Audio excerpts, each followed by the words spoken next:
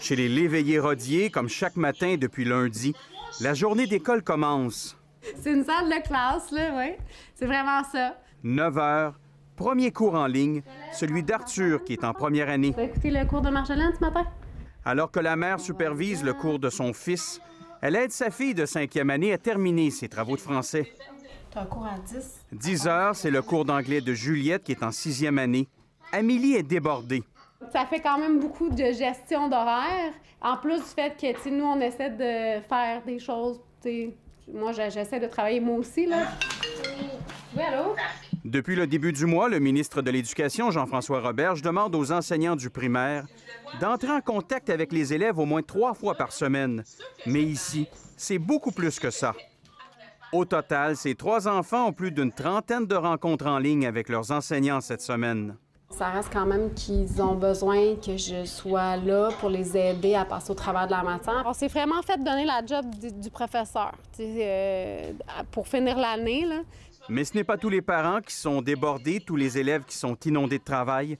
Malgré les directives, la situation varie beaucoup d'une école à l'autre, d'un enseignant à l'autre. Il y a encore des parents qui sont en attente d'avoir des nouvelles de leurs profs, enfin des profs de leur enfant. Dans cet appartement à Montréal, Samuel, qui est en 2e année, aura 2 cours en ligne avec son professeur cette semaine. Son petit frère, Yanis, qui est en maternelle et qui a des troubles du langage, n'a toujours rien reçu de son enseignant. Leur mère est découragée. On les a oubliés, lui puis ses amis de la classe. Et je trouve ça dommage, je trouve ça triste, parce que c'est un enfant à besoins particuliers. Triste aussi de constater que d'autres petits Québécois ont plus de soutien, de suivi de leurs professeurs. On est dans le même réseau, c'est pas privé-public, il n'y a pas cette comparaison-là.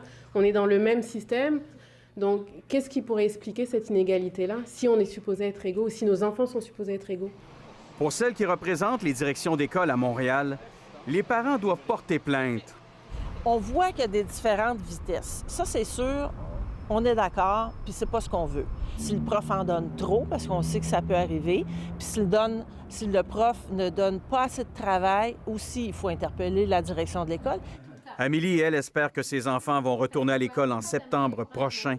Mais elle a des craintes. Si on est pour continuer comme ça à la rentrée, oui, je trouve ça un peu décourageant, là. Ici Jean-Philippe Robillard, Radio-Canada, Montréal.